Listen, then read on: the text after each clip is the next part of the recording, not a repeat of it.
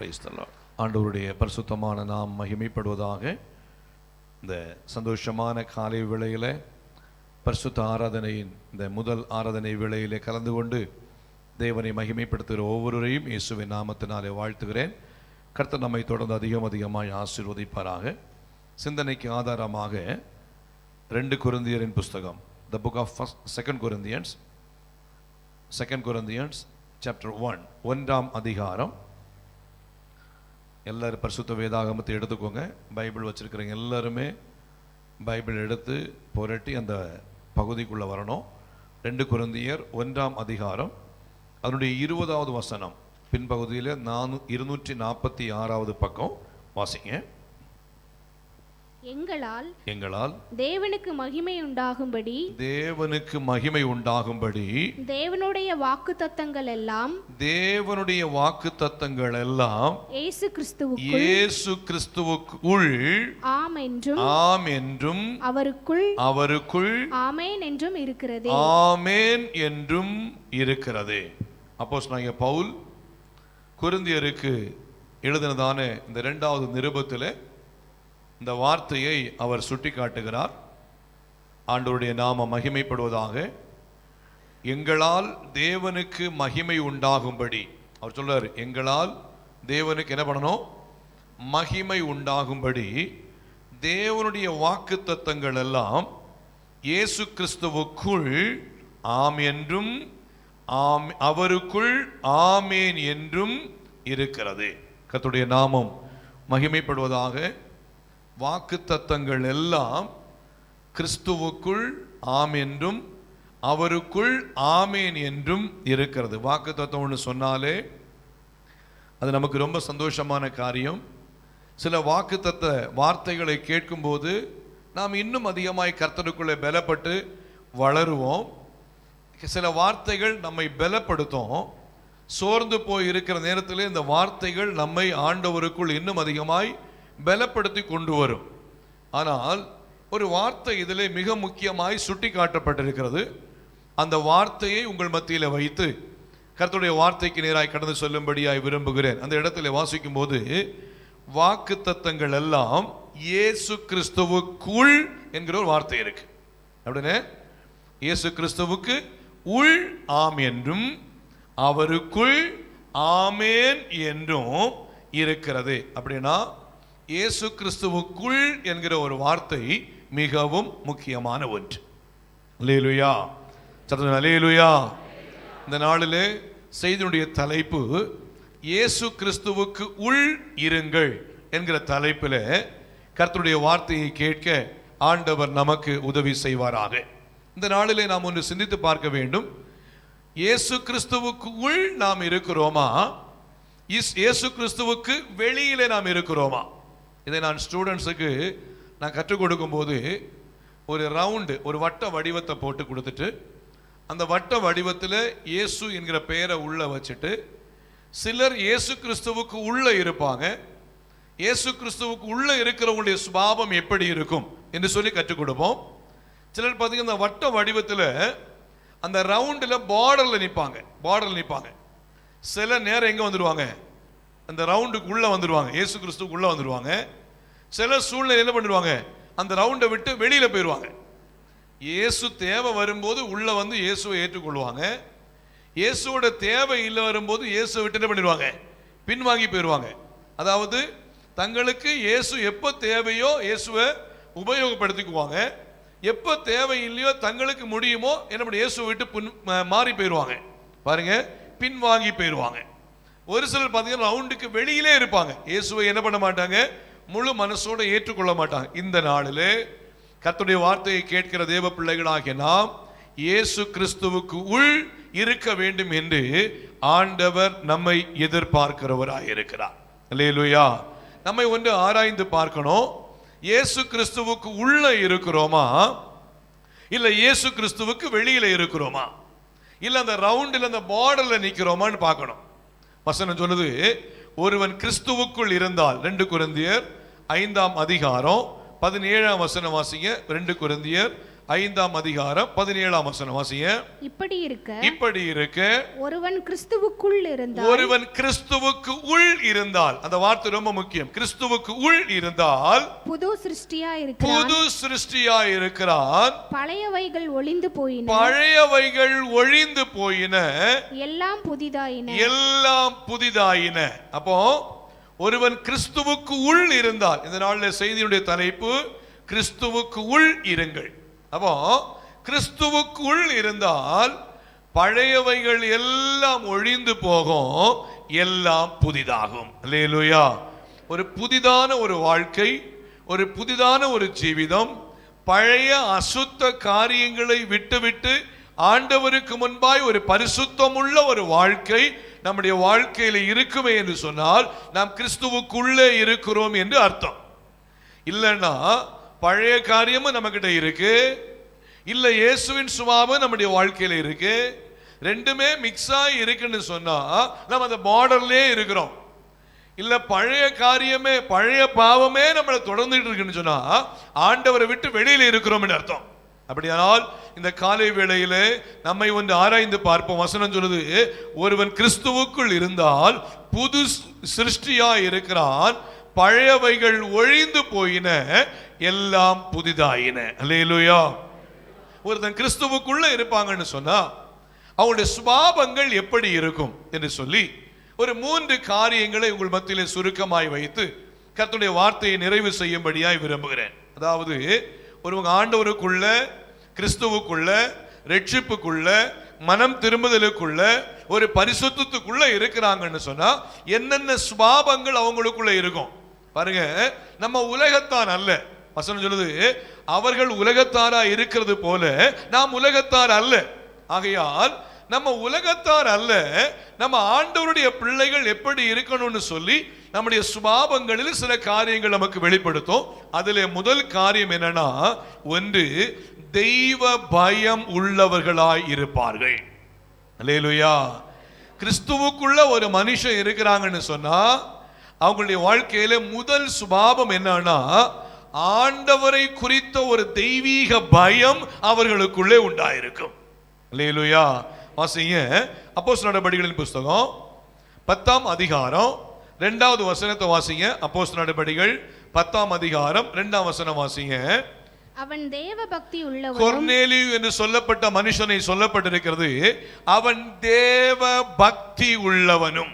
இந்த காலை வேளையில கிறிஸ்துவுக்குள் ஒரு மனுஷன் இருந்தால் அவன் தேவ பக்தி உள்ள ஒரு மனுஷனாய் காணப்படுவான்.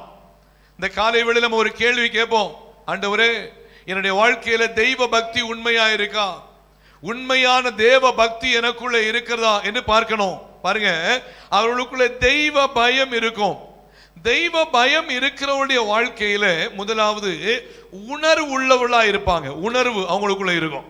உணர்வுனா என்ன சொன்ன தொடுகிற உணர்வு நமக்கு உண்டு. அப்படிதானே? சரீரத்துல இப்ப நமக்கு ஒரு இடத்துல இப்ப தொட்டுட்டோம்னு வச்சுக்கோங்களேன், உணர்வு வரும். இப்ப நமக்கு நம்ம கண்ணை மூடி இருக்கும் போது யாராவது வந்து லைட்டா முடிய டச் பண்ணா கூட நமக்கு என்ன பண்ணும், உணர்வு தெரியும். யாரோ நம்மளை டச் பண்றாங்க தெரியும். அப்படிதானே? யாராவது காலை வந்து டச் பண்ணிட்டாங்கன்னா நமக்கு தெரியும் யாரோ நம்மளை டச் பண்றாங்க. கையை டச் பண்ணாங்க தெரியும், கையை டச் பண்ணா தெரியும். பாருங்க, சில நேரத்தில் எப்போது உணர்வுகள் போகும் அப்படி சொன்னா, ஒருவேளை பிரஷர் அதிகமாகி ஆர் சுகர் அதிகமாகி ஏதாவது சூழ்நிலையில ஸ்ட்ரோக் ஆகும்போது அவங்களுடைய கையோ காலோ என்ன பண்ணும், கொஞ்சம் இழுக்கும். அந்த சூழ்நிலையில அந்த கை காலில் உணர்வு இருக்காது. எனக்கு நன்றாய் தெரியும். நான் அதாவது ஆர்த்தோடிக்ஸ் ஜாயின்ட் பெயின்ல இருக்கும்போது அப்போ என்கிட்ட என்ன டாக்டர்ஸ் கையை பிடிச்சி காலை பிடிச்சி கேட்பாங்க, நான் டச் பண்ணா உங்களுக்கு உணர்வு இருக்கா, இந்த இந்த இந்த பின்னை எடுத்து குத்துனா உங்களுக்கு உணர்வு இருக்கா? உணர்வு இருக்குன்னு சொன்னா நிச்சயமா அதுல பாத்தீங்கன்னா வெளியில வந்துருவாங்க. அதாவது இந்த வியாதி வலியிலிருந்து என்ன பண்ணுவாங்க, அது கிளியர் ஆயிரும். உணர்வு இல்லைன்னு சொன்னா அதை சரிப்படுத்துவது ரொம்ப கஷ்டம். அப்போ கிறிஸ்துவுக்குள்ள ஒரு மனுஷன் இருக்கிறாங்கன்னு சொன்னா அவங்க கிறிஸ்துவுக்குள் உணர்வு உள்ளவர்களா இருப்பார்கள். அவங்களுடைய சுபாவத்தில் நல்ல உணர்வு இருக்கும், நல்ல சுபாவம் இருக்கும். ஆனா அநேகர் பாத்தீங்கன்னா கிறிஸ்துவுக்குள்ள இருப்போம்னு சொல்லுவோம், ஆனா அவங்களுக்குள்ள நல்ல உணர்வு இருக்காது. முதல்ல ஒரு வசனம் வாசி, உணர்வு உள்ளவங்களா இருப்பாங்க என்பதற்கு சங்கீதங்களின் புஸ்தகம் 119 சங்கீதம் 169 வசனத்தை வாசிங்க. சங்கீதங்களின் புஸ்தகம் 119 169 வசனம் வாசிங்க. கர்த்தாவே, கர்த்தாவே, என் கூப்பிடுதல் உமது சந்நிதியில் வருவதாக, உம்முடைய சந்நிதியில் வருவதாக, உமது வசனத்தின்படியே என்னை உணர்வுள்ளவனாக்கும், என்னை உணர்வுள்ளவனாய் மாற்றும். அல்லேலூயா. அவர் சொல்றாரு, உம்முடைய வசனத்தின்படியே என்னை ஒரு உணர்வுள்ளவனாய் மாற்றும். அப்போ வசனத்தின்படி தேவன் நம்மை ஒரு உணர்வுள்ள ஒரு தேவ பிள்ளையாய் உருவாக்கி எடுப்பார். அல்லேலூயா. கர்த்தருடைய சத்திய வசனம் நம்மை ஒரு தேவ பிள்ளையாய் உருவாக்கி எடுக்கும். கர்த்தருடைய வசனங்கள் நம்மை ஒரு தேவ பிள்ளையாய் உருவாக்கி எடுக்கும். கர்த்தருடைய சமூகம் நம்மை ஒரு தேவ பிள்ளையாய் உருவாக்கி ஒரு உணர்வுள்ளவளாய் மாற்றும். கர்த்தருடைய சமூகத்திலே கிடைக்கிற கர்த்தருடைய வார்த்தைகள், பிரசங்கங்கள் நம்மை ஒரு தேவனுடைய சமூகத்திலே உணர்வுள்ளவளாய் மாற்றி எடுக்கும். அல்லேலூயா. பாருங்க, அடிக்கடி கடிந்து கொள்ளப்பட்டோம் தன் பிடரியை கடினப்படுத்துகிறவன் சகாயமின்றி சடுதியிலே நாசமடைவான். அடிக்கடி கடிந்து கொள்ளப்பட்டோன்னு சொன்னா, அடிக்கடி ஆலோசனை கொடுக்கப்பட்டோம், அடிக்கடி வசனத்தை கேட்டோம், அடிக்கடி கர்த்தருடைய வார்த்தையை கேட்டோம், உணர்வு இல்லாம, தெய்வ பயம் இல்லாம, கர்த்தரை குறித்ததான உணர்வு இல்லாம, தாங்கள் செய்கிற பாவத்தை, தாங்கள் செய்கிற ஆண்டவருக்கு பிரியமில்லாத காரியத்தை மறுபடியும் செய்யும் போது, அதான் சொல்லப்பட்டிருக்கு, அடிக்கடி கடிந்து கொள்ளப்பட்டோம். அடிக்கடி எச்சரிப்பின் வார்த்தைகள், அடிக்கடி கர்த்தருடைய வார்த்தைகள் கடினமாய் கடந்து வந்து நம்மை உணர்வு உள்ளவளாய் மாற்றும்படியாய் உருவாக்கும் போது, அடிக்கடி கடிந்து கொள்ளப்பட்டோம். தன் பிடரியை கடினப்படுத்தினவர் சகாயமின்றி சடுதியிலே நாசமடைவான் என்று சொல்லப்பட்டிருக்கு. அப்படின்னா தேவ பிள்ளைகள் உணர்வு உள்ளவர்களாய், தெய்வ பயம் உள்ளவர்களாய் இருக்க வேண்டும் என்று தேவன் விரும்புகிறவராய் இருக்கிறார். அல்லேலூயா. இந்த காலை வேளையில கேட்கணும், எனக்கு உணர்வு இருக்கா, இல்ல எனக்கு தெய்வ பயம் இருக்கான்னு சொல்லி நம்முடைய இருதயத்தை ஒன்று கேட்கணும். வாசிக்கும் போது வாசிங்க. Praise the Lord. அநேகருக்கு உணர்வு இல்லை என்பதை சொல்லும் போது ரோமருக்கு எழுதின நிருபம் 1ஆம் அதிகாரம் 21ஆம் வசனம் வாசிங்க. The book of Romans chapter 1 verse 21 வாசிங்க. அவர்கள் தேவனை அறிந்தும் அவரை தேவன் என்று மகிமைப்படுத்தாமலும் ஸ்தோத்தரியாமலும் இருந்து தங்கள் சிந்தனைகளினாலே வீணரானார்கள். பாருங்க, உணர்வில்லாத அவர்களுடைய இருதயம் இருள் அடைந்தது. ரொம்ப அழகான ஒரு வசனம் பாருங்க. அவர்கள் தேவனை அறிந்தும் அவரை தேவன் என்று மகிமைப்படுத்தாமலும். இவர்தான் உண்மையான தேவன், இயேசுதான் உண்மையான தேவன் என்று அறிந்தும் யாரை மகிமைப்படுத்தல? தேவனை மகிமைப்படுத்தல. யாரை மகிமைப்படுத்தல? தேவனை மகிமைப்படுத்தல. பாருங்க, ரொம்ப அழகான வார்த்தை. அவர்கள் தேவனை அறிந்தும் தேவனை மகிமைப்படுத்தாமலும், அப்படி சொல்றாரு, ஸ்தோத்தரியாமலும் இருந்து. ஆராதனை வேளையில, பொதுவா நம்ம ஆராதிக்கிற வேளையில பாத்தீங்கன்னா, பாடலை பாடி தேவனை மகிமைப்படுத்த ஆரம்பிக்கும் போது பாத்தீங்கன்னா நமக்கு ஸ்கிரீன்ல அழகா பாட்டெல்லாம் நமக்கு அழகா கொட்ட எழுத்துல பெரிய பெருசு லைனா வரும். ஏன் இப்படிப்பட்ட டெக்னாலஜி நம்ம யூஸ் பண்றோம் அப்படி சொன்னா, எல்லாருமே நல்ல முறையில் பார்த்து சத்தமா பாடணும் என்பதுக்காக தான். ஏன்னா தேவனை அறிஞ்சிருக்கிறோம். தேவனை அறிந்திருக்கிற நாம் அந்த இடத்துல நம்ம என்ன பண்ணணுமா, அவரை தேவன் என்று மகிமைப்படுத்தாமல் இருக்கவே கூடாது. பாடல் வரிய பாடும்போது என் தேவனாகிய கர்த்தராலே கூடும் என்று சொல்லி கர்த்தரை மகிமைப்படுத்திக்கிட்டே இருக்கிறோம். இன்னைக்கு பாடணும் பாருங்க. கூடுமே, எல்லாம் கூடுமே, என் தேவனால் எல்லாம் கூடும், கூடாதது ஒன்றுமில்லை, என் தேவனால் கூடாதது ஒன்றுமே இல்லை. அப்போ என் தேவனால் எல்லாம் கூடும் என்று சொல்லும் போது தேவன் மகிமைப்பட்டு கொண்டே இருப்பார். அப்போ இந்த மகிமைப்படுத்துகிற பாடுகிற வேளையில தேவனை மகிமைப்படுத்தாம பாடாம நம்ம இருக்கவே கூடாது. அநேகர் பாத்தீங்கன்னா சத்தமா பாடுறோம், அநேக நம்ம உற்சாகமா பாடுவோம். ஆனா ஒரு சிலர் நம்ம என்ன பண்றது இல்லைன்னா பாடாம இருப்பது உண்டு. ஆனா தேவ சமூகத்துக்கு வந்துட்டோம்னு சொன்னாலே தேவன் என்று அறிந்த பின்பு, இவர்தான் உண்மையான தேவன் என்று அறிந்துதான் தேவ சமூகத்துக்கு வந்திருக்கிறோம். அறிந்திருக்கிற தேவ பிள்ளைகளாகி நம்முடைய வாழ்க்கையில தேவனை ஆராதிக்காதபடிக்கு, தேவனை மகிமைப்படுத்தாம இருக்கவே கூடாது. அல்லேலூயா. சத்தமா கையை தட்டுவோன்னு சொல்லவே வேண்டிய அவசியம் இல்லை. சத்தமா கையை தட்டி தேவனுடைய நாமத்தை மகிமைப்படுத்தணும். கடந்த வாரத்தில் செட்டிப்பாளையத்தில் ஒரு மீட்டிங்காக ஞாயிற்றுக்கிழமை சாயங்காலம் போயிருந்தேன். அங்க கொஞ்சம் பேர் தான் வந்து உட்கார்ந்துருந்தாங்க. ஒரு பிரேயர்ல கொஞ்சம் பேர் தான் உட்கார்ந்துருந்தாங்க. பாட்டு பாடி ஆராதிப்போன்னு சொல்லி சத்தம் போட்டு கையை தட்டி பாடுவோன்னு சொல்லி பாஸ்டர் மோசஸ் அவங்க என்ன பண்ணாங்கன்னா பாடி ஆராதிக்க ஆரம்பிச்சாங்க. எல்லாருமே சத்தமா கையை தட்டுறாங்க. ரொம்ப சந்தோஷமா இருந்துச்சு, பார்க்கிறதுக்கு ரொம்ப அழகா இருந்துச்சு. பாருங்க, அந்த பிரான்ச் சபையில கொஞ்சம் மக்கள் தான் இருக்கிறாங்க. ஆனா எல்லாருமே சத்தமா கையை தட்டி தேவனை மகிமைப்படுத்தும் போது கர்த்தர் மகிமைப்பட்டுக்கிட்டே இருக்கிறாரு. பாருங்க, உணர்வுள்ள தேவ பிள்ளைகள் தேவனை ஆராதிக்காம இருக்கவே மாட்டாங்க. உணர்வுள்ள தேவ பிள்ளைகள் கர்த்தரை ஸ்தோத்தரிக்காம இருக்க மாட்டாங்க. உணர்வுள்ள தேவ பிள்ளைகள்ட்ட மறுபடி பாடுங்க, மறுபடி கையை தட்டுங்க, வசனத்தை வாசிங்க, ஜெபிங்க, நீங்க பரிசுத்தமா இருங்கன்னு சொல்லி சொல்ல வேண்டிய அவசியம் இல்லை. ஏனென்றால் அவர்களுக்குள்ளே உணர்வு இருக்கிறது. இவர்தான் உண்மையான தேவன், உண்மையான தேவனை அறிஞ்சிருக்கிறேன்னு சொல்லிட்டு அவங்க தேவனை ஆராதிக்காம இருக்க மாட்டாங்க. மறுபடியும் அந்த வசனத்தை வாசிங்க, 21 வாசிங்க. அவர்கள் தேவனை அறிந்தும் அவரை தேவன் என்று மகிமைப்படுத்தாமலும் ஸ்தோத்தரியாமலும் இருந்து தங்கள் சிந்தனைகளினாலே வீணரானார்கள். உணர்வில்லாத அவர்களுடைய இருதயம் இருளடைந்தது.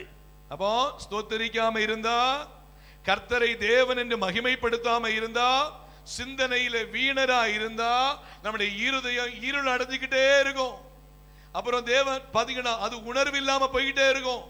உணர்வு இல்லாம போக போக போக போக அதுக்கப்புறம் ரெடி பண்ணவே முடியாது. பாருங்க, எனக்கு நல்ல ஞாபகம் இருக்கு.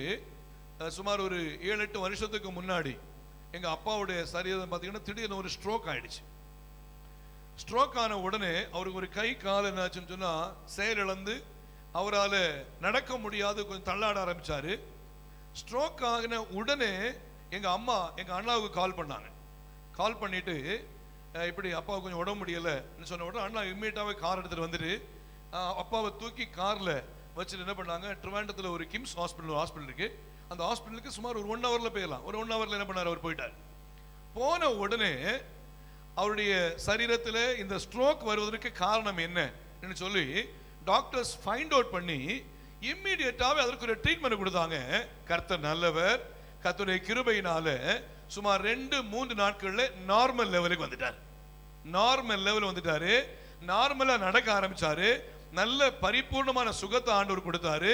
இன்னைக்கும் அவர் நல்ல முறையில் நடந்து கர்த்தர் நல்ல சுகத்தோட வைத்திருக்கிறார். அல்லேலூயா. எதற்காக சொல்றேன்னு சொன்னா, அவருடைய சரீரத்துல இப்படிப்பட்ட ஒரு ஸ்ட்ரோக் வந்த உடனே இம்மிடியேட்டா ஒரு ட்ரீட்மெண்ட் கொடுக்கப்பட்டது. அவருக்கு நல்ல பலன் சுகம் உண்டானது. அதே போல பிசாசானவன் தந்திரமாய் நம்முடைய ஆவிக்குரிய வாழ்விலே ஜெபிக்க விடாம, ஸ்தோத்தரிக்க விடாம, கர்த்தரை ஆராதிக்க விடாம, நம்முடைய சரீரத்தை உணர்வில்லாம ஆக்கும்படியாய், இல்லனா நம்முடைய ஆத்துமாவை உணர்வில்லாம ஆக்கும்படியாய் அவன் தந்திரமாய் செயல்படும் போது அந்த பிசாசின் தந்திரத்தை உணர்ந்து உடனடியாய் அதிலிருந்து வெளியே வந்து ஆண்டவரை ஸ்தோத்தரித்து, ஆண்டவரை பாடி, ஆண்டவரை மகிமைப்படுத்தி, ஆண்டவரை துதிப்போமே என்று சொன்னால் நிச்சயமாய் ஆத்துமாவில் ஒரு பலன் உண்டாகும். நமக்குள்ளே வருகிற எல்லா இருளின் ஆதிக்கங்களும் முற்றிலுமாய் மாறி போகும். அல்லேலூயா. தேவ பிள்ளைகள் அதை புரிந்து கொள்ளணும். அப்போ உணர்வு இல்லாதவர்களாய் இருக்கும்படியாய் தேவன் நம்மை அழைக்கவில்லை. உணர்வில்லாதவர்களாய் வாழும்படியாய் தேவன் நம்மை தெரிந்து கொள்ளவில்லை. பாடாதவர்களாய், ஜெபிக்காதவர்களாய், கை தட்டாதவர்களாய் இருக்கும்படியாய் தேவன் நம்மை தெரிந்து கொள்ளவில்லை. Price the Lord. ஆவியோடும் பாடுவேன், நான் கருத்தோடும் பாடுவேன், ஓசையுள்ள கைத்தாளங்களோடும் பேரோசையுள்ள கைத்தாளங்களோடும் அவரை துதிப்பேன். வசனம் சொல்லுது பாருங்க.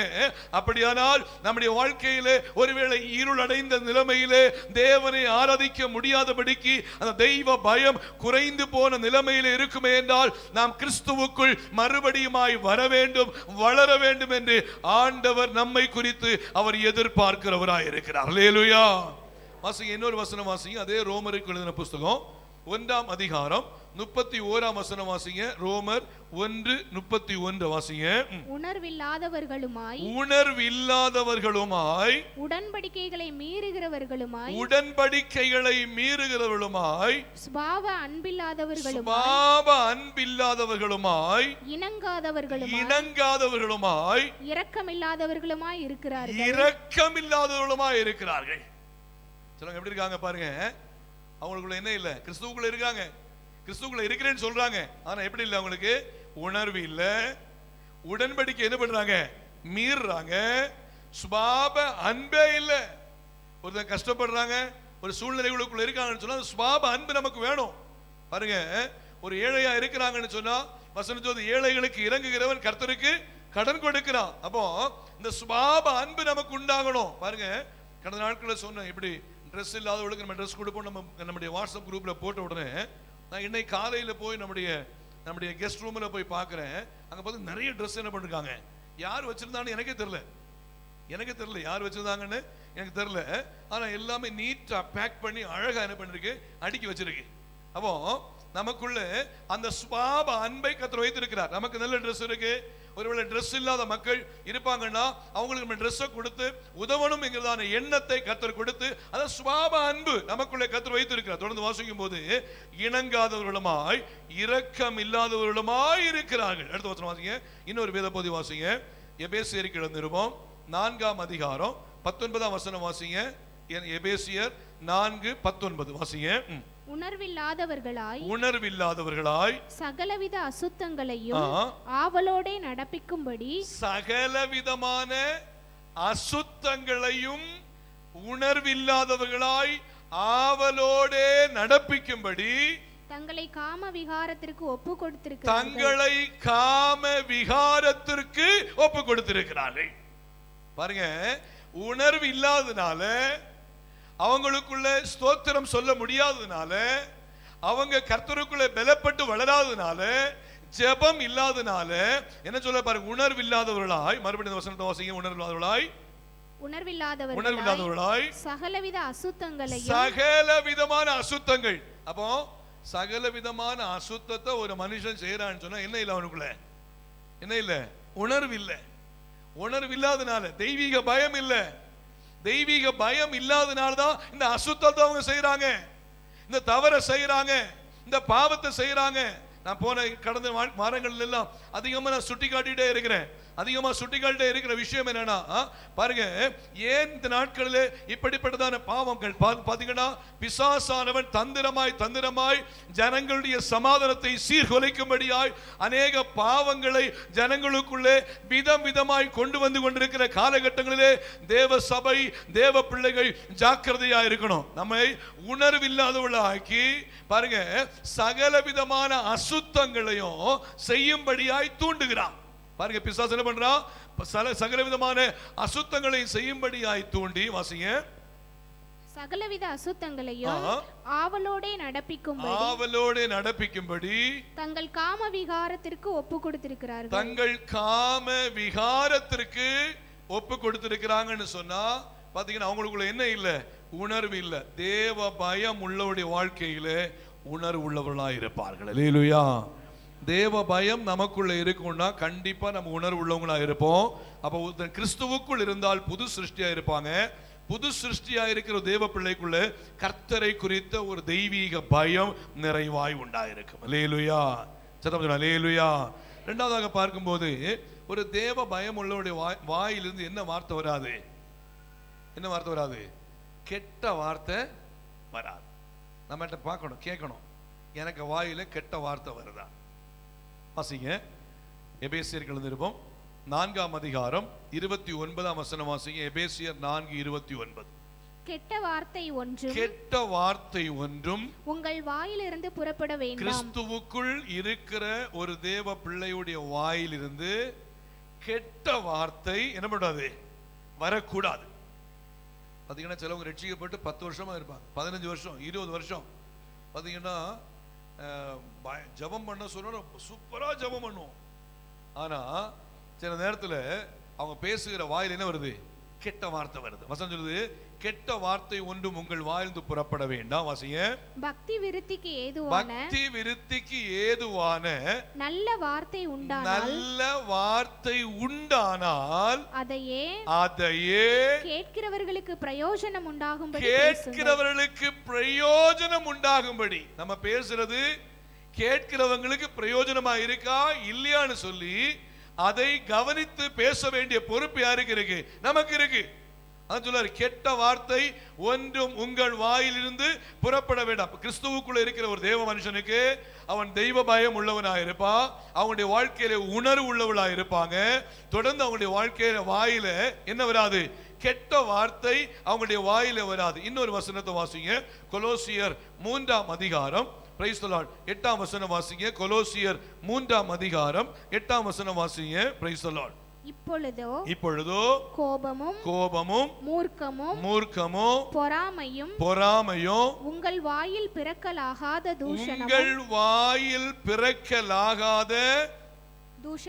தூஷணமும் வம்பு வார்த்தைகளும் ஆகிய இவைகளை எல்லாம் விட்டுவிடுங்கள். பாருங்க, தேவ பிள்ளைகளை புரிந்து கொள்ளணும். கிறிஸ்துவுக்குள்ள இருக்கிற தேவ பிள்ளைகள் இவைகளை எல்லாம் விட்டுவிடணும். நம்முடைய வாயிலே பிறக்கலாகாத வம்பு வார்த்தைகள் வரும்னு சொன்னா கிறிஸ்துவுக்குள் இருக்கிற தேவ பிள்ளைகள் இவைகளை விட்டுவிட வேண்டும் என்று பரிசுத்த ஆவியானவர் நம்மை இன்னும் அதிகமாய் உருவாக்கி பரிசுத்தப்படுத்திக் கொண்டே இருக்கிறார். அல்லேலூயா. நம்ம சபையில ஒரு வார்த்தை, ஒரு பிரசங்கம் இப்படி வருதுன்னு சொன்னா, ஒருவேளை அந்த வார்த்தைகள் நம்மை தொடுதுன்னு சொன்னா அந்த வார்த்தையை உடனடியாய் ஏற்றுக்கொண்டு இந்த வார்த்தையில நாம் இன்னும் அதிகமாய் நான் உருவாக்கப்பட வேண்டும் என்று சொல்லி அர்ப்பணிப்போம்னு சொன்னா கர்த்தர் அதன் மூலமாய் மகிமைப்படுகிறவராய் இருக்கிறார். அல்லேலூயா. அப்ப ஒருவன் கிறிஸ்துவுக்குள்ள இருந்தால் முதல்ல அவங்களுடைய வாழ்க்கையில தெய்வ பயம் உள்ளவர்களா இருப்பாங்க. தெய்வ பயம் உள்ளவங்களுடைய வாழ்க்கையில என்ன பண்ணுவாங்க, உணர்வு உள்ளவங்களா இருப்பாங்க. ரெண்டாவது என்ன பண்ணுவாங்கன்னு சொன்னா, கெட்ட வார்த்தை உங்க வாயில் என்ன பண்ணாது, வாழ்க்கையில வராது. மூன்றாவது தொடர்ந்து பார்க்கும்போது பாத்தீங்கன்னா ரோமருக்கு நிருபம் 13ஆம் அதிகாரம் 1ஆம் வசனத்திலிருந்து வாசிங்க. ரோமர் 13ஆம் அதிகாரம் 1ஆம் வசனத்திலிருந்து வாசிங்க. எந்த மனுஷனும் மேலான அதிகாரம் உள்ளவர்களுக்கு கீழ்ப்படிய கடவன். ஏனென்றால் தேவனாலே அன்றி ஒரு அதிகாரமும் இல்லை. உண்டாயிருக்கிற அதிகாரங்கள் தேவனாலே நியமிக்கப்பட்டிருக்கிறது. வாசிங்க. ஆதலால் அதிகாரத்திற்கு அல்லது மேலான அதிகாரத்திற்கு எதிர்த்து நிற்கிறவன் தேவனுடைய நியமத்திற்கு எதிர்த்து நிற்கிறான். அப்படி எதிர்த்து நிற்கிறவர்கள் தங்களுக்கு தாங்களே ஆக்கினையை வருவித்துக் கொள்ளுகிறார்கள். மூன்றாவது, ஒரு தன் கிறிஸ்துவுக்குள்ள இருந்தால் மேலான அதிகாரத்திற்கு கீழ்ப்படிய வேண்டும். அப்படிதானே? முதல்ல பார்த்தோம் உணர்வு உள்ளவங்களா இருப்பாங்க. ரெண்டாவது என்ன பார்த்தோம், கெட்ட வார்த்தை அவங்க வாயில என்ன பண்ணாது, வரக்கூடாது. மூன்றாவது, மேலான அதிகாரத்துக்கு என்ன பண்ணணும், கண்டிப்பா கீழ்ப்படியணும். இப்போ கீழ்ப்படியணும் அப்படின்னு சொல்லும்போது அதிகாரத்திற்கு ஏற்படுத்துகிறவர் யாருன்னு சொன்னா ஒரு மனுஷன் கிடையாது, கர்த்தரை ஏற்படுத்துறார். ஒருவேளை நீங்க இப்போ ஒரு கவர்மெண்ட் ஜாப்ல ஒர்க் பண்ணலாம், இல்ல ஒரு பிரைவேட் செக்டர்ல பிரைவேட் கம்பெனில ஒர்க் பண்ணலாம். நம்ம எங்க ஒர்க் பண்ணாலும் சரி, நம்முடைய மேலான அதிகாரத்திலே யார் இருக்கிறார்களோ அவர்களுக்கு கீழ்ப்படிய வேண்டிய பொறுப்பு பிரைஸ் தி லார்ட் ஒவ்வொரு தேவ பிள்ளைகளுக்கும் இருக்கிறது. அதை நம்ம கவனமா வச்சுக்கணும். பாருங்க, இப்போ நான் சர்ச்சில் பாஸ்டரா இருக்கிறேன். கர்த்தருடைய கிருபையினால சர்ச்சில் ஒரு சீனியர் பாஸ்டரா இருக்கும்போது இப்போ இதுல அசிஸ்டன்ட் பாஸ்டரா இருக்கிறாங்க. இவங்க இருக்கிறதான இவங்க என்ன பண்ணணும்னு சொன்னா, தொடர்ந்து மேலான அதிகாரத்துக்கு இப்போ நான் ஒரு வேலையை சொன்னேன்னா அவங்க உடனடியா எஸ் பாஸ்டர் இது செய்யறேன்னு சொல்லணும். ஒருவேளை அவங்களுக்கு முடியலைன்னு சொன்னா ஃபர்ஸ்ட் எக்ஸ்கியூஸ் மீ, இந்த காரியம் எனக்கு கொஞ்சம் முடியலை, எனக்கு கொஞ்சம் என்ன பண்ணுங்க, நீங்க ஹெல்ப் பண்ணுங்க, இல்லைன்னா ஒரு டைம் தாங்க, நான் அதை செஞ்சு முடிச்சுறேன்னு சொல்லி அந்த அதிகாரத்திற்கு கீழ்ப்படிந்து அந்த அதிகாரத்திற்கு ஏற்ற விதத்தில் செயல்பட வேண்டிய பொறுப்பு அவங்களுக்கு இருக்கு. இல்லாம ஒருவேளை பிரைஸ் தி லார்ட், நானும் மனுஷன் தான், கண்டிப்பா நான் உங்களை எதிர்த்து பேசுவேன், எதிர்த்து செயல்படுவேன் அப்படி சொன்னா வசனம் அழகா சொல்லுது பாருங்க. 2ஆம் வசனம் வாசிங்க, மறுபடியும் வாசிங்க. ஆதலால் அதிகாரத்திற்கு எதிர்த்து நிற்கிறவன் தேவனுடைய நியமத்திற்கு எதிர்த்து நிற்கிறான். அல்லேலூயா. மேலான அதிகாரத்திற்கு, மேலான அதிகாரிக்கு கீழ்ப்படியாமல் இருக்கிறவன், வசனம் சொல்லுது, தேவனுடைய நியமத்திற்கு, கர்த்தர் கொடுத்திருக்கிற கட்டளைகளுக்கு எதிர்த்து நிற்கிறான். வாசிங்க. அப்படி எதிர்த்து நிற்கிறவர்கள் தங்களுக்கு தாங்களே ஆக்கினையை வருவித்துக் கொள்ளுகிறார்கள். அப்படின்னு சொன்னா தேவ பிள்ளைகள் நம்முடைய மேலான அதிகாரத்திற்கு கீழ்ப்படுகிறவர்களாக இருக்க வேண்டும். அப்ப தெய்வ பயம் உள்ளவர்கள், கிறிஸ்துவுக்குள்ளே வளருகிற ஒரு தேவ மனுஷன் தெய்வ பயம் உள்ளவனாயிருப்பான். அந்த தெய்வ பயம் உள்ள மனுஷனுடைய வாழ்க்கையில முதலாவது சுபாவம் எப்படி இருக்கும் பாருங்க, நற்கிரியை செய்கிறவர்களாக அவர் உணர்வுள்ளவர்களாக இருப்பாங்க. இரண்டாவது, கெட்ட வார்த்தை அவங்களுடைய வாயில வராது. மூன்றாவது, மேலான அதிகாரத்திற்கு தங்களை அர்ப்பணித்து அவங்க கீழ்ப்படிந்து சகித்து பிரைஸ் தி லார்ட் அந்த இடத்துல அடங்கி போகிறவர்களாக இருப்பார்கள். இதை தேவ பிள்ளைகள் செய்கிறவர்களாக இருக்க வேண்டும். அல்லேலூயா, அல்லேலூயா. தேவ பிள்ளைகள் நம்ம இதை மறந்துடக்கூடாது. பாருங்க, கர்த்தர் நம்மை கிருபையா நடத்துறாரு. கர்த்தர் நம்ம ஒரு இடத்துல வச்சிருக்கிறான்னு சொன்னா, ஒரு வேலையில வச்சிருக்கிறான்னு சொன்னா, ஒரு இடத்துல வச்சு நம்மளை ஆசீர்வதிக்கிறான்னு சொன்னா, அந்த இடத்துல பொறுமையாய் கவனமாய் தேவனுக்கு பயந்து பிரைஸ் தி லார்ட் அதிகாரத்திற்கு கீழ்ப்படிந்து நம்ம இருப்போம்னு சொன்னா, அதன் மூலமாய் கர்த்தர் நம்மை ஆசீர்வதிக்கிறவராய் இருப்பார். அல்லேலூயா. அப்ப தேவனுடைய நாமம் மகிமைப்படட்டும். ஆகையால் முதலாவது நம்ம கற்றுக்கொள்ற விஷயம், தெய்வ பயம் உள்ளவர்களா இருப்பாங்க. தெய்வ பயம் உள்ளவனுடைய வாழ்க்கையில இந்த சுபாவம் இருக்கு. இரண்டாவதாக பார்க்கும்போது பிரைஸ் தி லார்ட் வாசிக்கும் போது வாசிங்க, கிறிஸ்துவுக்குள்ள இருக்கிறவங்களுடைய வாழ்க்கையில ரோமர் 12ஆம் அதிகாரம் 5ஆம் வசனம் வாசிங்க. ரோமர் 12ஆம் அதிகாரம் 5வது வசனம் வாசிங்க. அநேகராகிய நாமும் கிறிஸ்துவுக்குள் ஒரே சரீரமாய் இருக்க. கிறிஸ்துவுக்குள் ரோமர் 12ஆம் அதிகாரத்துல 5ஆம் வசனம் இருக்கு. 5ஆம் வசனம் சொல்லிருக்கு, அநேகராகிய நாமும் கிறிஸ்துவுக்குள் ஒரே சரீரமாயிருக்க ஒருவருக்கு ஒருவர் அவயவங்களாய் இருக்கிறோம். நம்ம யாரு? அநேகராய் இருக்கிற நாம் கிறிஸ்துவுக்குள் நாம் ஒரு சரீரமாய் இருக்கிறோம். இப்போ இந்த இந்த இந்த சின்ன ஃபிங்கர் இருக்கு, இந்த ஃபிங்கர் அதிகமா நமக்கு உபயோகமாகாது. அப்படிதானே? இந்த சின்ன ஃபிங்கர் அதிகமா நமக்கு உபயோகமாகாது. அதனால இந்த ஃபிங்கர் எனக்கு உபயோகம் இல்லைன்னு சொல்லிட்டு அந்த ஃபிங்கரை நான் வெட்டி போட்டுருவேனா? போட மாட்டேன். எப்போவாவது ஒரு டைம்ல இந்த ஃபிங்கர் என்ன பண்ணு, நமக்கு உபயோகம் ஆகும். சில ஒரு பெரிய பொருளை தூக்கும் போது இந்த ஃபிங்கர் என்ன பண்ணு, எனக்கு உதவி செய்யும். அப்போ அநேகராய் இருக்கிற நாம் கிறிஸ்துவுக்குள் ஒரு சரீரமா இருக்கிறோம். அப்ப அதுல என்ன கற்றுக் கொடுக்கிறான்னு சொன்னா, தேவ பிள்ளைகள் நாம் அநேகராய் இருக்கும்போது நாம் வேறுபாடு உள்ளவர்களாய் இல்ல, ஒருவருக்கு ஒருவர் உதவி செய்கிறவர்களாய் நாம் காணப்பட வேண்டும். அல்லேலூயா. அதுல தொடர்ந்து வாசிக்கும் போது வாசிங்க, பிரைஸ் தி லார்ட் 6ஆம் வசனத்திலிருந்து வாசிங்க.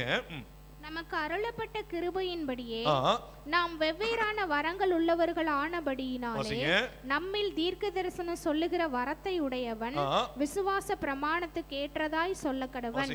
ஊழியம் செய்கிறவன் ஊழியத்திலும், போதிக்கிறவன் போதிக்கிறதிலும், புத்தி சொல்லுகிறவன் புத்தி சொல்லுகிறதிலும் தரித்திருக்கிற கடவன். பகிர்ந்து கொடுக்கிறவன் வஞ்சனை இல்லாமல் கொடுக்க கடவன். முதலாளியானவன் ஜாக்கிரதையா இருக்க கடவன். இரக்கம் செய்கிறவன் உற்சாகத்துடனே செய்ய கடவன்.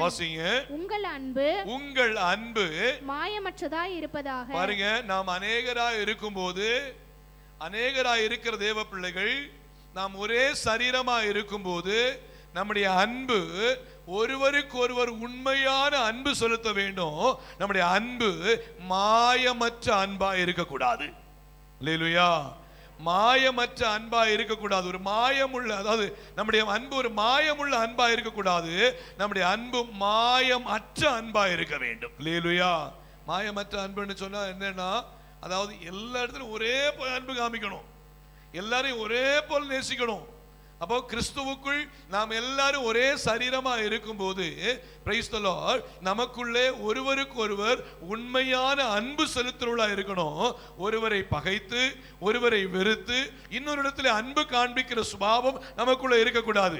ஒருவேளை பாத்தீங்கன்னா நான் சொன்ன மாதிரி இந்த கை ஃபிங்கர் நமக்கு ஒருவேளை பிரயோஜனம் இல்லாம இருக்கலாம். இந்த ஃபிங்கர் நமக்கு ஒருவேளை பிரயோஜனம் அதிகம் உள்ள ஃபிங்கரா இருக்கலாம். ஆனா இந்த ஃபிங்கர்ட்ட நம்ம எப்படி நேசிக்கிறோமோ அதே போல இந்த ஃபிங்கரை நம்ம என்ன பண்ணணுமே, நேசிக்கணும். அப்போ நம்முடைய அன்பு மாயமற்ற அன்பா இருக்க வேண்டும்.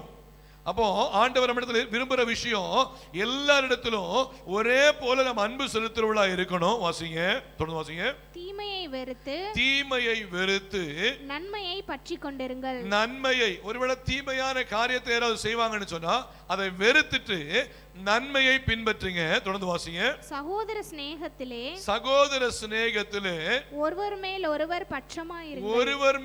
ஒருவர் பட்சமாயிருங்கள். சகோதரருக்குள்ளே சகோதரர் அன்பு செலுத்துகிற விஷயத்துல ஒருவர் மேல ஒருவர் பட்சமாயிருங்க. அதுல நாம் ஒரு காலம் தீமையை கொண்டு வரக்கூடாது. தொடர்ந்து வாசிங்க. கனம் பண்ணுகிறதிலே ஒருவருக்கொருவர் முந்திக் கொள்ளுங்கள். கனம் பண்ணுகிறதுன்னு சொன்னா அர்த்தம் என்ன? ஒருவரை ஒருவர் விஷ் பண்றதுல, அப்படிதானே? ஒருவரை ஒருவர் விஷ் பண்றதுல. அப்போ நம்ம காலையில சர்ச்சுக்குள்ள என்ட்ராகி உள்ள வர்றோம், கனம் பண்றோம். கனம் பண்ணும்போது அவர் பிரைஸ் தி லார்ட் சொன்னா நான் பிரைஸ் தி லார்ட் சொல்றேன். அவர் சொல்லல, நான் என்ன பண்ண மாட்டேன், நான் சொல்ல மாட்டேன். அப்படி இல்லை. அவர் தெரியுமோ தெரியலையோ, அவர் நமக்கு இதுக்கு முன்னாடி பழக்கம் இருக்கோ இல்லையோ, சேர்ச்சு வளாகத்துக்குள்ள நிக்கிறாங்கன்னா தேவ பிள்ளைங்க தான். அவங்களை பார்க்க praise the lord brother, praise the lord சிஸ்டர்னு சொல்லிட்டு வரதுனால என்ன இல்லை, தப்பு இல்லை. ஒருவேளை புதுசா வந்திருப்பாங்க, அவங்க ஒருவேளை ஷையா இருப்பாங்க. இன்னைக்கு சர்ச்சுக்கு வரும்போது அவங்களுக்கு மற்றவங்கள்ட்ட பேசுறது கொஞ்சம் ஷையா இருக்கும். அப்போ நம்ம ஒருவேளை பார்க்கும்போது புதுசா வந்திருக்கிறாங்கன்னு சொன்னா அவங்கள நம்ம கனப்படுத்தணும். அவங்கள போய் பிரைஸ் தி லார்ட் பிரதர், எங்கிருந்து வாரீங்க, பிரைஸ் தி லார்ட் சிஸ்டர் எங்கிருந்து வாரீங்க, எப்படி இருக்கீங்கன்னு சொல்லி அவங்கள விசாரிச்சு அவங்களுக்குள்ள நம்ம அன்பு செலுத்த வேண்டிய பொறுப்பு இருக்கு. அதனால சொல்றாரு, கனம் பண்ணுகிறதில் ஒருவரை ஒருவர் முந்திக் கொள்ளுங்கள். நான் முதல்ல பிரைஸ் தி லார்ட் சொல்லணும், நான் முதல்ல பிரைஸ் தி லார்ட் சொல்லணும் என்கிறதான என்ன நமக்குள்ள இருக்கணுமே தவிர ஒரு கால ஈகோ இருக்கக்கூடாது. பாருங்க, காலைல எழும்பின உடனே நம்ம ஒருத்தருக்கு ஒருத்தர் praise the lord, praise the லார்ட்ங்கிற வார்த்தையுடைய அர்த்தம் என்ன? தேவனுக்கே மகிமை உண்டாவதாக. காலையில் எழும்பின உடனே நாம் ஒருத்தரை ஒருத்தர் பார்த்த உடனே நாம் அந்த இடத்துல பிரைஸ் தி லார்ட் என்கிற வார்த்தையை சொல்றோம்னு சொன்னா தேவனுக்கு மகிமை உண்டாவதாக என்று சொல்றோமே தவிர வேற யாரையும் கனப்படுத்தல. பாருங்க, தேவனை தான் நம்ம கனப்படுத்துறோமே தவிர ஒருவருக்கு ஒருவர் அன்பை அதன் மூலமாய் பகிர்ந்து கொள்கிறோம். அப்படின்னா தேவ பிள்ளைகள் வசனம் சொல்லுது, கர்த்தருக்குள்ளே கிறிஸ்துவுக்குள்ளே அவயவங்களா இருக்கிற ஒரு தேவ பிள்ளைகள் ஒருவரை ஒருவர் கனப்படுத்துகிறதிலே முந்திக் கொள்ள வேண்டும். தொடர்ந்து வாசிங்க. Praise the lord. அசதியாயிராமல் ஜாக்கிரதையாயிருங்கள். ஆவியிலே அனலாயிருங்கள். கர்த்தருக்கு ஊழியம் செய்யுங்கள். வாசிங்க. நம்பிக்கையிலே சந்தோஷமாயிருங்கள். உபத்திரவத்திலே பொறுமையாயிருங்கள். ஜெபத்திலே உறுதியாய் தரித்திருங்கள். பரிசுத்தவான்களுடைய குறைவில் அவர்களுக்கு உதவி செய்யுங்கள். அந்நியரை உபசரிக்க நாடுங்கள். உங்களை துன்பப்படுத்துகிறவர்களை ஆசீர்வதியுங்கள். உங்களை துன்பப்படுத்துகிறவர்களை என்ன பண்ணுங்க நீங்க? எப்பா ரொம்ப கஷ்டம் இல்ல? ஒரே சரீரமா இருக்கும்போது யாராவது உங்களை துன்பப்படுத்தினாங்கன்னு சொன்னா நம்ம என்ன சொல்லணும்? என்ன பண்ணணும்? ஆண்டவரே அவரை ஆசீர்வதிங்க அப்படி சொல்லணும். அப்படி சொல்ல முடியுமான்னு கேட்டால் கொஞ்சம் கஷ்டம்தான். ஆனால் அந்த ஆவிக்குரிய தன்மை நமக்குள்ளே வளர வேண்டும் என்று ஆண்டவர் விரும்புகிறார். இல்லையா? ஒரு சிலர் சொல்லுவாங்க நல்லா இருக்கட்டும் அப்படிவாங்க. அப்படின்னு இவங்க ஆசீர்வதிக்கிற மாதிரி என்ன பண்ணுவாங்கன்னு நல்லா இருக்கட்டுவாங்க. ஆனால் அது ஆசீர்வாதம் இல்லை, சாபமாக போடுறாங்க. ஆசீர்வாதம் மனசுக்குள்ளே இருந்து வரணும். ஆண்டவரே அவர் ஆசீர்வதிங்க, இவர் துன்பப்படுத்துறாரு, இவர் இப்படிப்பட்ட வார்த்தையை சொல்றாரு, எனக்கு கஷ்டமா இருக்கு ஆண்டவரே, ஆனாலும் நான் அவரை மன்னிக்கிறேன், அவரை நீங்க ஆசீர்வதிங்க அப்படி சொல்லும் போது வசனம் சொல்லுது, யோபு தன் நண்பர்களுக்காக வேண்டுதல் செய்த போது யோபுவின் சிறையிருப்பை கர்த்தர் மாற்றினார். அல்லேலூயா. அப்போ உங்களை யாராவது துன்பப்படுத்துனாங்கன்னு சொன்னா நீங்க மனசார அவங்களை பிளஸ் பண்ணி பாருங்க. அவங்களால பிளஸ் பண்ணி பாருங்க, நிச்சயமா உங்களுடைய வாழ்க்கையில் அற்புதமான காரியங்களை பார்ப்பீங்க. அல்லேலூயா. நான் எதுக்காக சொல்றேன்னு சொன்னா, இதை என்னுடைய நடைமுறையில கூட நான் செஞ்சு பார்த்துருக்கிறேன். பார்த்தீங்கன்னா சில சூழ்நிலையில ஊழியத்தின் பாதையில கூட சிலர் பார்த்தீங்கன்னா சில துன்பமான வார்த்தைகளை, துன்பமான காரியங்களை சொல்லுவாங்க.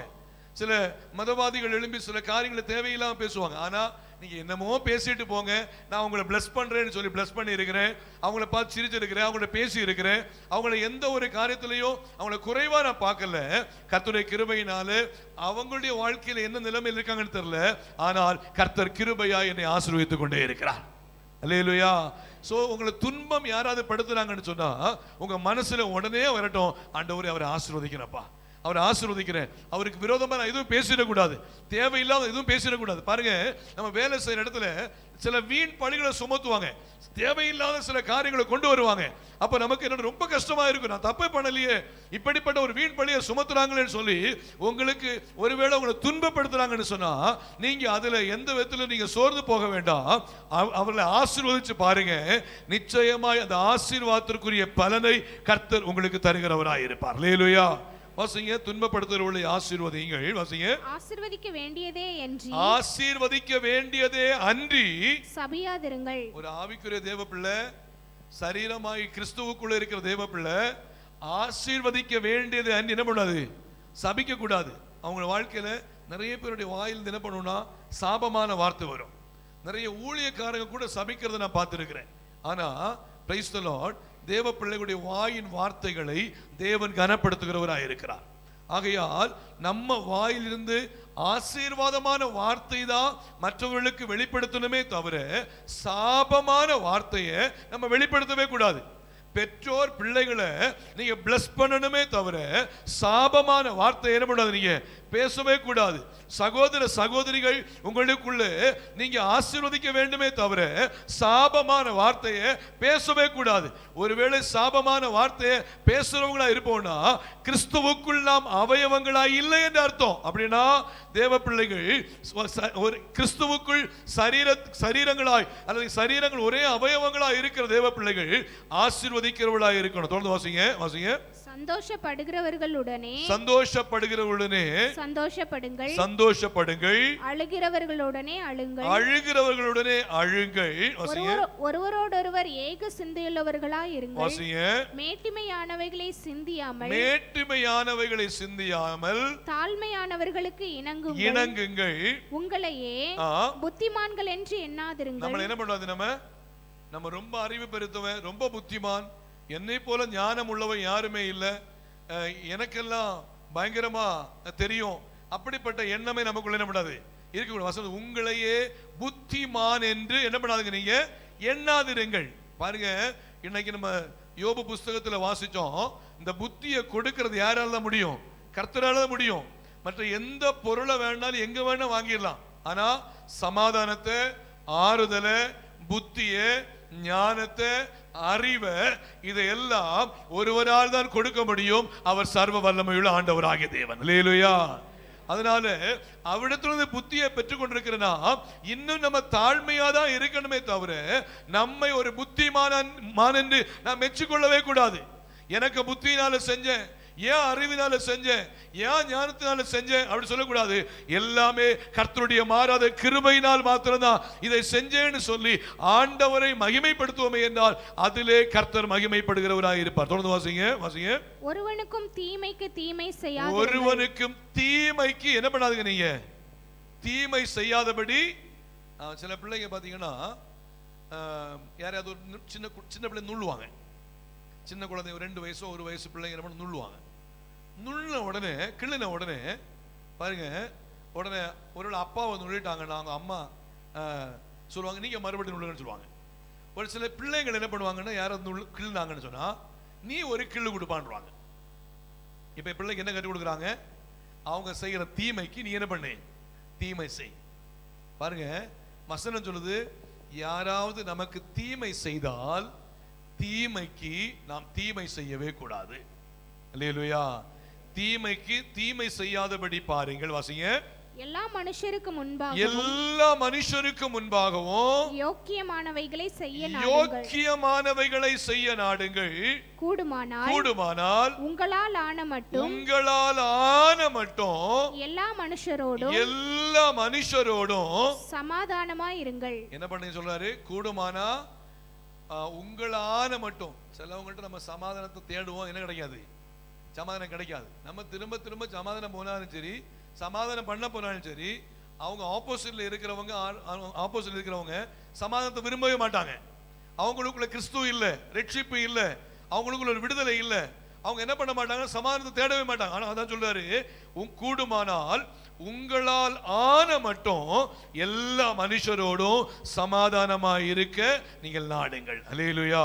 அப்ப நம்முடைய வாழ்க்கையில இரண்டாவது நம்ம கற்றுக்கொள்ள வேண்டிய காரியம் என்னன்னா, ஒருவருக்கு ஒருவர் அவயவங்களாய் கிறிஸ்துவுக்குள்ள இருக்கிறபடினால் இந்த சுபாவங்கள் நமக்குள்ளே இருக்க வேண்டும். கிறிஸ்துவுக்குள்ள இருக்கிறவங்க முதல்ல தெய்வ பயம் உள்ளவங்களா இருப்பாங்க. இரண்டாவது, கிறிஸ்துவுக்குள்ள இருக்கிறவங்க ஒருவருக்கு ஒருவர் அவயவங்களா இருப்பாங்க. அவயவங்களா இருக்கிறாங்கன்னு சொன்னா அன்புள்ளவங்களா இருப்பாங்க, மன்னிக்கிறவங்களா இருப்பாங்க, விட்டு கொடுக்கிறவங்களா இருப்பாங்க, சகிக்கிறவங்களா இருப்பாங்க, தேவ சித்தத்தை செய்யறவங்களா இருப்பாங்க, கர்த்தருக்கு பயப்படுகிறவங்களா இருப்பாங்க. அல்லேலூயா. அப்போ இரண்டாவது விஷயம், அதாவது கிறிஸ்துவுக்குள்ள இருக்கிறவங்க ஒருவருக்கு ஒருவர் அவயவங்களா இருப்பாங்க. மூன்றாவதாக கடைசியா வாசிங்க 2 தீமோத்தேயுவின் புத்தகம் 2ஆம் அதிகாரம் 3ஆம் வசனம் வாசிங்க. 2 தீமோத்தேயு 2:3 வாசிங்க. 2 தீமோத்தேயுவின் புத்தகம் 2ஆம் அதிகாரம் 3ஆம் வசனம். நீயும் இயேசு கிறிஸ்துவுக்கு நல்ல போர் சேவகனாய் தீங்கு அனுபவி. நல்ல போர் சேவகனாய் என்ன பண்ணுங்க? தீங்கு அனுபவி. அப்ப முதல்ல பார்த்தோம், கிறிஸ்துவுக்குள்ள இருக்கிறவங்க எப்படி இருப்பாங்கன்னு சொன்னா தெய்வ பயம் உள்ளவங்களா இருப்பாங்க. இரண்டாவது எப்படி இருப்பாங்க? ஒருவருக்கு ஒருவர் அவயவங்களா இருப்பாங்க. மூன்றாவது, நல்ல போர் சேவகனாய் இயேசுவுக்காக தீங்கு அனுபவிக்கிறவளா இருப்பாங்க. அல்லேலூயா. போர் சேவகன்னு சொன்னா ஊழியம் செய்கிற ஒரு தேவ பிள்ளை, ஊழியத்தை செய்கிற தேவ பிள்ளைகளாய் இருப்பார்கள். தேவ பிள்ளைகளை புரிஞ்சுக்கணும். நம்ம சபையில் பார்த்தீங்கன்னா மவுண்ட் சியோன் பிரேயர் டீம் என்கிறதான ஒரு பிரேயர் குரூப் இருக்கு. Price the Lord. ஆண்டவர் நல்லவர். அந்த பிரேயர் டீம்ல என்ன பண்ண முடியும்னா ஊழியம் செய்ய முடியும். ஜெப ஊழியத்தை அந்த டீம்ல இருந்து செய்ய முடியும். அநேகர் அதில் ஜாயின் பண்ணி அந்த பிரேயர் டீம்ல இருந்து ஜெபித்து அதிகமாக நம்ம கர்த்தருடைய ஊழியத்தை செய்கிறோம். இன்னும் ஒரு சிலர் பார்த்தீங்கன்னா நேரம் பத்தல, நேரம் முடியலன்னு சொல்லி அந்த ஜெபத்தில் ஜாயின் பண்றது இல்லை. ஆனா வசனம் சொல்றது, நீயும் இயேசு கிறிஸ்துவுக்கு நல்ல போர் சேவகனாய் தீங்கு அனுபவி.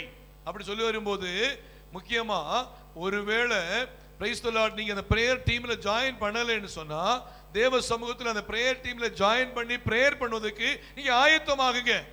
பாருங்க, நம்முடைய நேரத்தை ஒதுக்கி தேவ சமூகத்தில் நம்முடைய சபைக்காக, தேசத்திற்காக, சபையின் குடும்பங்களுக்காக, ஆத்துமாக்களுக்காக, அழிந்து போகிற ஆத்துமாக்களுக்காக, இடறி போகிற ஜனங்களுக்காக நாம் அதிகமாய் நாம் பாரப்பட்டு நாம் ஜெபம் பண்ணி கொண்டிருக்கிறோம்.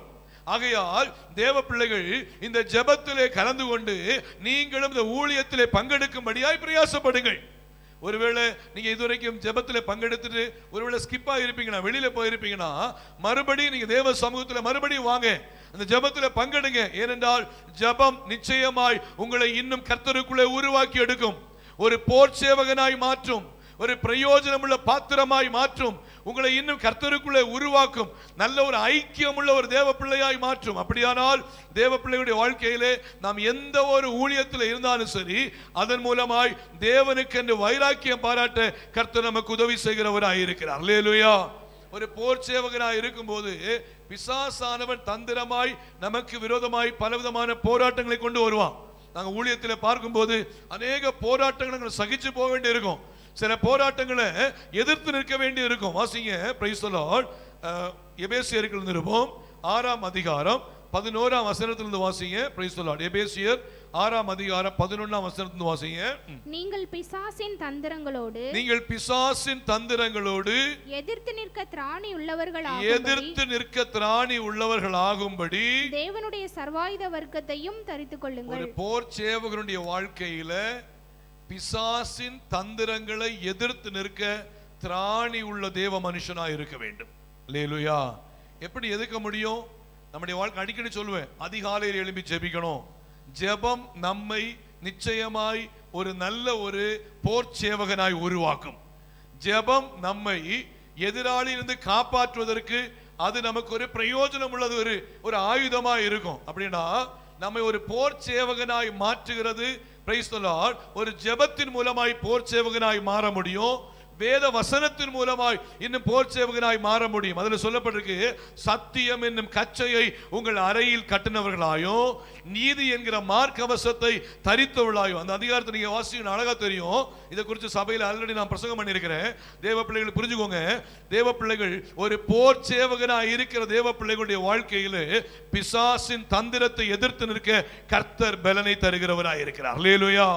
ஆகையால் தேவ பிள்ளைகள் நாம் ஒரு காலம் கிறிஸ்துவை விட்டு பின்வாங்கி போகாதபடிக்கு, கிறிஸ்துவுக்குள்ளிருந்து நாம் வெளியேற்றப்பட்டு விடாதபடிக்கு, கிறிஸ்துவுக்கு உள்ளேயே காணப்பட நம்மை தேவனுக்கு முன்பாய் அர்ப்பணிப்போம். கிறிஸ்துவுக்கு உள்ளேயே ஒரு தேவ மனுஷன் இருக்கிறாங்கன்னா முதல்ல அவங்களுடைய வாழ்க்கையில் எப்படி இருக்கும்னா தெய்வ பயம் உள்ளவங்களா இருப்பாங்க. இரண்டாவது அவங்களுடைய வாழ்க்கையில ஒருவருக்கு ஒருவர் அவயவங்களா இருப்பாங்க. மூன்றாவது நல்ல போர் சேவகர்களா இருப்பாங்க. அல்லேலூயா. தேவ பிள்ளைகளாக நம்முடைய வாழ்க்கையில கிறிஸ்துவுக்குள்ளே இருப்போம், கிறிஸ்துவுக்குள்ளே வாழ்வோம். ஒரு கால கிறிஸ்துவை விட்டு பின்வாங்கி போகாதபடிக்கு பரிசுத்தமான வாழ்க்கை வாழ நம்மை தேவனுக்கு முன்பாய் ஒப்புக் கொடுப்போம். கர்த்தர் இந்த வார்த்தையின் மூலம் நாம் ஒவ்வொருவரையும் ஆசீர்வதிப்பாராக. எல்லாரும் ஜெபிக்கலாம். எல்லாரும் ஆண்டுடைய சமூகத்தில் நம்மை நாமே அர்ப்பணித்து, ஒருவன் கிறிஸ்துவுக்குள் இருந்தால் புது சிருஷ்டியாய் இருக்கிறான், பழையவைகள் ஒழிந்து போயின, எல்லாம் புதிதாயின. தேவ சமூகத்தில் தாழ்த்துவோமா? தேவ சமூகத்தில் சமர்ப்பிப்போமா? ஆண்டவரே, என்னை ஒரு பரிசுத்தம் உள்ள ஒரு தேவ பிள்ளையாய், கிறிஸ்துவுக்குள் வளருகிற ஒரு தேவ பிள்ளையாய் உருவாக்கி எடுங்க. Price the Lord. முக்கியமாக தெய்வ பயம் உள்ள ஒரு தேவ பிள்ளையுடைய வாழ்க்கையில உணர்வு உள்ளவளாய் இருப்பாங்க. தெய்வ பயம் உள்ளதான ஒரு தேவ பிள்ளையுடைய வாழ்க்கையில கெட்ட வார்த்தை பேச மாட்டாங்க.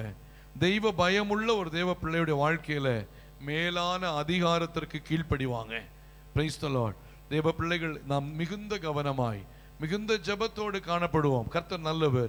Price the Lord. இரண்டாவது, கிறிஸ்துவுக்குள்ள ஒரு மனுஷன் இருக்கும்போது பிரைஸ் தி லார்ட் அவன் அவயவமாய் கிறிஸ்துவுக்குள் ஒரே அவயவமாய் காணப்படுவாங்க. மூன்றாவதாக, ஒருவன் கிறிஸ்துவுக்குள்ளே காணப்படும் போது பிரைஸ் தி லார்ட் ஒரு நல்ல போர் சேவகனாய் இருப்பாங்க. தேவ சமூகத்தில் ஆண்டவரே, நான் கிறிஸ்துவுக்குள் நல்ல ஒரு பரிசுத்தம் உள்ள வாழ்க்கை வாழ எனக்கு நீங்க உதவி செய்யன்னு சொல்லி தேவ சமூகத்திலே கேட்போம். கர்த்தர் நம்மை கிருபையாய் நடத்துவாராக. நாம் எல்லாரும் சிறிது நேரம் ஸ்தோத்திரம் பண்ணி ஆண்டவரை மகிமைப்படுத்துவோமா? எல்லாரும் ஸ்தோத்திரம் பண்ணி, ஆண்டவரே, கிறிஸ்துவுக்குள் நல்ல ஒரு பரிசுத்தம் உள்ள வாழ்க்கை வாழ எனக்கு நீங்க உதவி செய்யுங்க. கிறிஸ்துவுக்குள் நல்ல ஒரு பரிசுத்தம் உள்ள வாழ்க்கை வாழ நீங்க எனக்கு உதவி செய்யுங்கன்னு சொல்லி ஆண்டவருடைய சமூகத்திலே தாழ்த்துவோம். கர்த்தர் மகிமைப்படுவாராக. கடைசி ஜெபத்தை சௌர் இசைவாணன் ஜெபம் பண்ணுவாங்க. எல்லாரும் ஜெபத்தோடு காணப்படுவோம். கர்த்தர் மகிமைப்படுவாராக. Praise the lord. Praise the lord. நாம் ஜெபிக்கலாம். எங்களை நேசிக்கிற அன்பின் பரலோக தகப்பனே, அருமையான இந்த காலை நேரத்தில் இயேசு கிறிஸ்துவின் விலையேற பெற்ற நாமத்தினால நாங்கள் ஜெபிக்கிறோம்.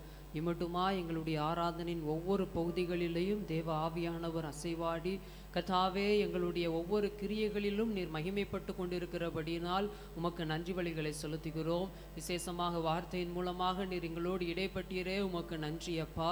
ஒருவன் கிறிஸ்துவுக்குள் இருந்தால் புது சிருஷ்டியாய் இருக்கிறான், பழையவைகள் ஒழிந்து போயின, எல்லாம் புதிதாயின என்று சொன்ன வேத வசனத்தின்படி ஆண்டவரே, நாங்கள் கிறிஸ்துவுக்குள் இருக்கும் பொழுது நாங்கள் தெய்வ பயத்தோடு இருப்போம். கர்த்தாவே, ஒருவருக்கொருவர் நாங்கள் அவயவங்களாய் இருப்போம், நல்ல போர் சேவகர்களாய் நாங்கள் காணப்படுவோம் என்கிறதான கர்த்தாவே ஸ்தோத்திரம். அநேக காரியத்தில் அப்பா வசன ஆதாரம் மூலமாக நாங்கள் அறிந்து கொள்ள நீர் உதவி செய்த நல்ல தயவிற்காக உமக்கு நன்றி பலிகளை செலுத்துகிறோம். கேட்ட ஒவ்வொரு வார்த்தைகளையும் எங்கள் வாழ்க்கையில் நாங்கள் பின்பற்ற கர்த்தர் உதவி செய்யும்படியாய் நாங்கள் செபிக்கிறோம். தடைகள் எல்லாவற்றையும் உடைத்து போடுங்க, உடைய திருக்கரத்தில் தாழ்த்துகிறோம், வெறுமையாக்குகிறோம். இயேசு கிறிஸ்துவின் நாமத்தில் செபிக்கிறோம் நல்ல பிதாவே, ஆமென். எல்லாரும் சேர்ந்து சொல்லுவோம். என் ஆத்துமாவே கர்த்தரை ஸ்தோத்திரி, என் முழு உள்ளமேட பரிசுத்த நாமத்தை ஸ்தோத்திரி. என் ஆத்துமாவே கர்த்தரை ஸ்தோத்திரி, அவர் செய்த சகல உபகாரங்களை மறவாதே. ஆமென். நம்முடைய கர்த்தரும் இரட்சகருமாக இயேசு கிறிஸ்துவின் கிருபையும் பிதாவாகிய தேவனுடைய அன்பும் பரிசுத்த ஆவியானுடைய ஐக்கிய நம்ம அனைவரோடு சகல பரிசுத்தவான்களோடும் இன்றும் என்றும் சதா காலங்களிலும் நம் அனைவரோடும் கூட இருப்பதாக. ஆமென். அல்லேலூயா, அல்லேலூயா, அல்லேலூயா. கர்த்தர் நம்ம ஒவ்வொருவரையும் ஆசீர்வதிப்பாராக. ஒருவருக்கு ஒரு கரங்களை கொடுத்து சமாதானத்தோடு நாம் கடன் சொல்லுவோம். கர்த்தர் மகிமைப்படுவாராக. 65 வயதுக்கு மேற்பட்டதான